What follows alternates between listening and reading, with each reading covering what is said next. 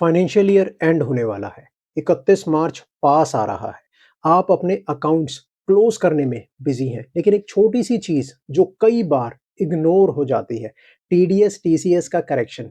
और अगर ये करेक्शन टाइम पर नहीं हुआ तो एक सिंपल कॉम्प्लायंस इशू यानी कि इंटरेस्ट पेनल्टी या डिमांड का नोटिस में कन्वर्ट हो सकता है। इसीलिए आज का टॉपिक बहुत इंपॉर्टेंट है। 31 मार्च 2026 हमारी टीडीएस और टीसीएस की करेक्शन डेडलाइन है।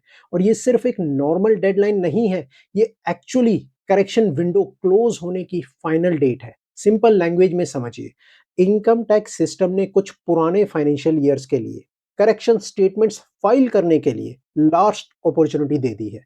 अगर आपने अपने टीडीएस या टीसीएस रिटर्न्स में कोई मिस्टेक की है तो उसे करेक्ट करने का समय सिर्फ 31 मार्च 2026 तक है। अब ये करेक्शन किस पीरियड के लिए पॉसिबल है वो समझ लेते हैं। सबसे पहले फाइनेंशियल ईयर 2018-2019, इसमें सिर्फ और सिर्फ क्वार्टर 4 के करेक्शन पॉसिबल है। फिर आता है नेक्स्ट ब्लॉक यानी कि फाइनेंशियल ईयर 2019-2020 से लेकर के फाइनेंशियल ईयर 2022-2023 तक।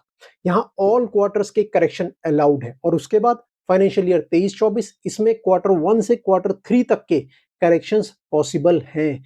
अब एक इंपॉर्टेंट टर्निंग पॉइंट समझिए, 1 अप्रैल 2026 के बाद ये सारे पीरियड्स टाइम बार्ड हो जाएंगे। मतलब उसके बाद कोई करेक्शन स्टेटमेंट एक्सेप्ट नहीं होगा। अब सवाल आता है, ये इतना इंपॉर्टेंट क्यों है? क्योंकि टीडीएस रिटर्न में छोटी-छोटी मिस्टेक्स आगे चलकर बड़ी प्रॉब्लम्स क्रिएट करती हैं। सबसे कॉमन इशू होता है पैन एरर्स, गलत पैन मेंशन हो गया या पैन ही मिसिंग है, जैसे कि डिडक्टी को टीडीएस क्रेडिट नहीं मिलता। दूसरी कॉमन प्रॉब्लम होती है शॉर्ट डिडक्शन करेक्शन, कभी कैलकुलेशन गलत हो जाती है या rate of TDS wrong apply हो जाता है। तीसरी प्रॉब्लम होती है चालान मिसमैच, रिटर्न में एक चालान रिफ्लेक्ट हो रहा है, ट्रेसिस सिस्टम में कुछ और शो हो रहा है और फिर सिस्टम जनरेट करता है टीडीएस टीसीएस डिफॉल्ट्स। और जब डिफॉल्ट जनरेट होते हैं तो ट्रेसिस पोर्टल पर डिमांड नोटिस भी आ सकता है। इसका डायरेक्ट इंपैक्ट क्या होता है? सबसे पहले इंटरेस्ट और पेनल्टी का एक्सपोजर, फिर असेसमेंट क्लोज करने में डिफिकल्टी और सबसे पेनफुल सिचुएशन डिडक्टी को रिफंड इश्यूज फेस करने पड़ते हैं।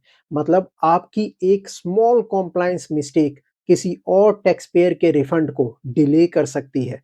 अब एक रियल लाइफ सिचुएशन इमेजिन कीजिए। मान लीजिए एक कंपनी ने कॉन्ट्रैक्टर को पेमेंट किया, टीडीएस डिडक्ट भी किया, रिटर्न भी फाइल कर दिया, लेकिन पैन एंट्री में पैन को एंटर करते वक्त एक डिजिट गलत हो गया। कॉन्ट्रैक्टर जब अपना आईटीआर फाइल करने जाता है तो उसको टीडीएस क्रेडिट दिखता ही नहीं।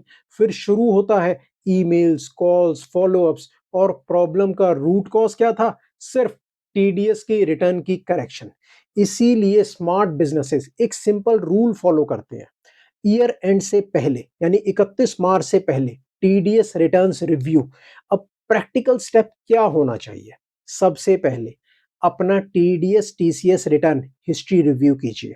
चेक कीजिए कहीं पैन एरर तो नहीं है, कहीं शॉर्ट डिडक्शन तो पेंडिंग नहीं है, कहीं चालान मिसमैच तो शो नहीं हो रहा है। और अगर कोई इशू है तो 31 मार्च 2026 से पहले करेक्शन स्टेटमेंट फाइल कर लीजिए। क्योंकि 1 अप्रैल के बाद सिस्टम सीधा बोल देगा टाइम बार्ड। मैं हमेशा एक लाइन बोलता हूँ, सिस्टम गलत नहीं होता, उसे गलत हैंडल किया जाता है। कॉम्प्लायंस का रूल सिंपल है, टाइम पर रिव्यू करो, टाइम पर करेक्ट करो और सिस्टम स्मूथली चलने दो। आपसे एक सिंपल सवाल पूछना चाहता हूं, आपने अपने टीडीएस रिटर्न का करेक्शन रिव्यू कर लिया है या अभी भी 31 मार्च का वेट कर रहे हैं?